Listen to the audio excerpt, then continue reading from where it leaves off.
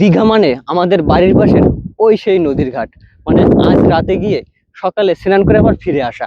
কিন্তু বনগাঁ গোপালনগরবাসীর কাছে ওই দীঘা যেন আরো কাছে, কারণ আমাদের বাড়ির সামনে থেকে বাস ছাড়ছে। এই বাস যেই সেই বাস নয়, এখানে এসি সিটার এবং স্লিপার দুইয়েরই ব্যবস্থা আছে। কত ভাড়া, গোপালনগর থেকে দীঘা পর্যন্ত যেতে কত সময় লাগতে পারে, সবকিছু শেয়ার করবো তোমাদের সাথে আজকের এই ভিডিওতে। তো চলো, হ্যাঁ তোমাদেরকে বলছি, তো চলো আজ দীঘায় আমাদের সাথে তোমাদেরকে নিয়ে যাব। কেউ মাঝপথে বাস থেকে নেমে যাবে না কিন্তু। আজ 27শে ফেব্রুয়ারি 2026 আর এখন হলো সময় রাত 10টা। আমরা দাঁড়িয়ে আছি বাসের জন্য। আর আমাদের গোপালনগর থেকে আমাদের বোটিং টাইম হলো গিয়ে রাত 10টা 10। এই দেখো আমাদের বাস আসছে, দাঁড়াও। এই তো দাঁড়িয়ে গেছে। ও মাই গড, বাসের কালারটা দেখো না, শুধু দুর্দান্ত কালার। তো এই দেখো আমাদের বাস চলে আসলো আর এখন হলো সময় 10টা 24, একটু লেট করেছে তাই উঠে বললাম বাসে। এই দেখো এগুলো সব সিট আর এই উপরে এগুলো সব স্লিপার। বাসের ভিতরে ঢুকে একটা অন্যরকম একটা অনুভূতি, দুর্দান্ত লাগছে। কিন্তু তো আমরা কিন্তু বসে পড়েছি আর কমফোর্টেবল নিয়ে কোনো গল্প হবে না, মানে কোনো কম্প্রোমাইজ হবে না, একদম পুরো বিন্দাস। তো আমাদের দীঘার জার্নি কিন্তু ভীষণ সুন্দর হতে চলেছে।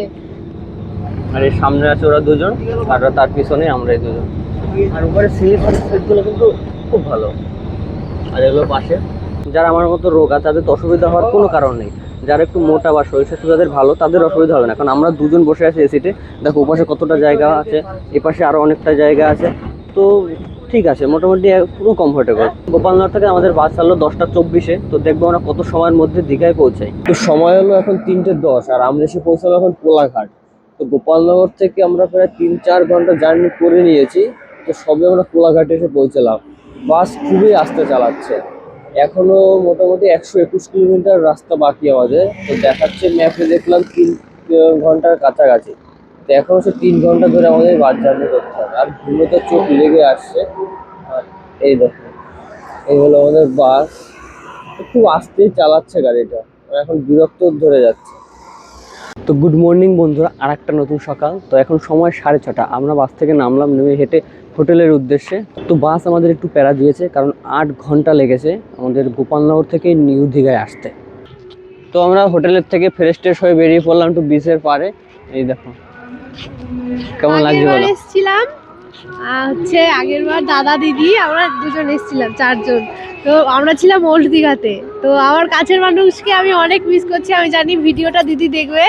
আগেরবার দীঘায় এসে আমরা অসম্ভব মজা করেছিলাম, মানে আমাদের জীবনে সেরা মজা করেছিলাম আগেরবার দীঘায়।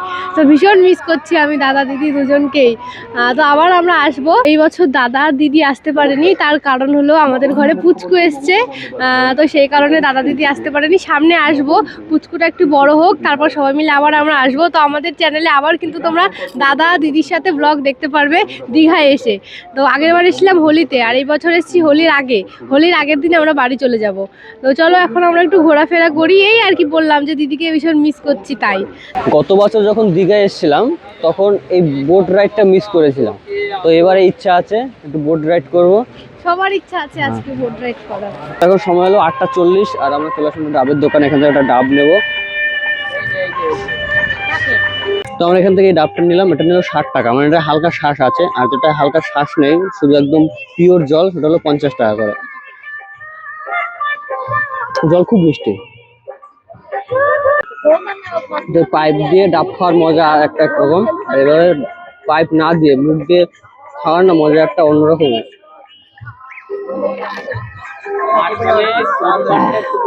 ডাব পাইপ দিয়ে খায় না, এসব ফেলে দেয়, এরকম মুখ দিয়ে খেতে।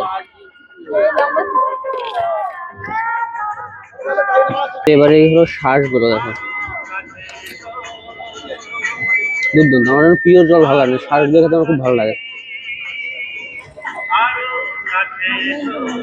দীঘা হোক বা পুরী হোক, যতবারই আসি না কেন কেন যেন পুরনো হয় না। যতই আসি মনে হয় আবার আসবো।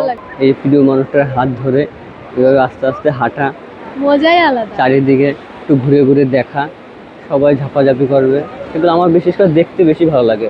আমার সমুদ্রে নেমে ঝাপানোর থেকে মানে সবাই একটু ঝাপাঝাপি করবে, ওগুলো দেখতে বেশি ভালো লাগে। এখানকার একটা অনুভূতিটাই আলাদা। তোমরা একবার কল্পনা করো নিজেদের মধ্যে যে তোমরা এরকম ভাবে হাঁটছো, এই সমুদ্রের পাড়ে। আমাদের দেখো আর কল্পনা করো আমরা যেরকম হাঁটছি। তো আমরা তো বিচের ধারে ঘুরছিলাম, এখন আমাদের খিদে পেয়ে গেছে যার কারণে চলে এসেছি। আর এখান থেকে আমরা এখন ম্যাগি অর্ডার করেছি, 3 প্লেট ম্যাগি নিয়েছি আমরা, কারণ আমার বরের পেটটা ভরা, ও কম খাবে আমি বেশি খাবো, 3টেতেই হয়ে যাবে। তো ম্যাগিটা আসুক, তারপর আবার তোমাদেরকে দেখাই যে কেমন বানালো, ট্রাই করেও দেখাবো তোমাদেরকে যে টেস্টটা কেমন হলো। তো এই যে চলে আসলো আমাদের ম্যাগি, আর এই 1 প্লেট হলো 30 টাকা, আর এটা ডিম দিয়ে সেটা হলো 50 টাকা। চলো টেস্ট করে দেখি।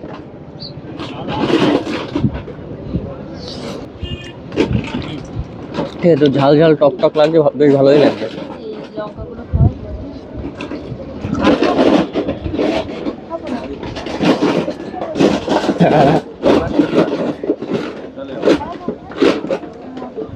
সামনে একটা লাল কাঁকড়ার ঝাঁক দেখতে পেলাম, তাই দৌড়াচ্ছি। কাঁকড়া দৌড়াচ্ছে, আমরা দৌড়াচ্ছি, কাঁকড়া আজকে ধরেই ছাড়বো।